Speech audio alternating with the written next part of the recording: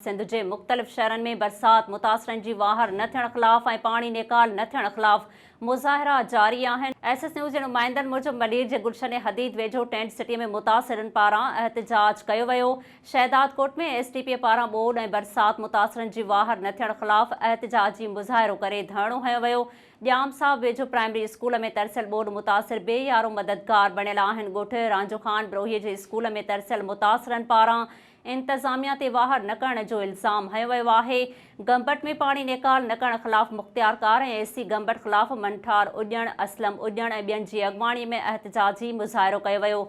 दौड़ में 1.5 महीनो गुज़रण बावजूद शहर समेत मुख़्तलिफ़ यूनियन काउंसिलनि मां बरसात जो पाणी नेकाल न थियण ख़िलाफ़ ॻोठाणनि एहतजाजी मुज़ाहिरो करे एसी ऑफिस साम्हूं धरणो हंयो। एसओपी अॻवान मुजाहिद अली रुस्तबाणी, अमानुल्ला बिरोही, एसटीपी अॻवान अली लग़ारी, ज़फ़र बिरोही, जसकम अॻवान महबूब ख़ासकेली ऐं ॿियनि जी अॻवाणीअ में रैली कढी नारेबाज़ी कई वई। डोकरी ऐं भरपासे जे मुख़्तलिफ़ ॻोठनि मां बरसाती पाणी नेकाल न थियण ते ॻोठाणनि एहतजाज कंदे चयो आहे त ॻोठ ढंढ, ॻोठ आलबाणी ऐं ॿियनि ॻोठनि में बरसाती पाणी अञा ताईं बीठल आहे।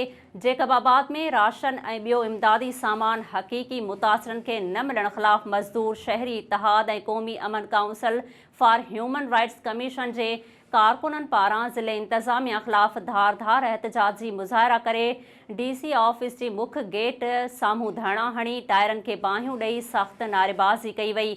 उन मौक़े ते राशिद बलेदी ऐं ॿियनि चयो आहे त हक़ीक़ी बरसात मुतासिर गुज़िरियल 1 महीने खां वठी खुलियल आसमान हेठि बेयारो मददगार वेठल आहिनि। डीसी ऐं मुख़्तियारकार जेकबाबाद हक़ीक़ी मुतासिरनि जी पुरघोर लहण बदिरां सियासी बोतारनि खे राशन ऐं ॿियो इमदादी सामान ॾेई रहिया आहिनि।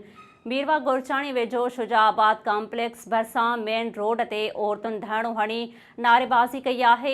औरतुनि जी अॻवाणी कंदड़ नीलम ख़ासकेली जो चवणु आहे त बेनज़ीर इनकम सपोर्ट प्रोग्राम जे मुस्तहक़ औरतुनि बाबति सर्वे में संदन नाला शामिल न कया विया आहिनि। नाला शामिल करे संदन माली सहायता कई वञे।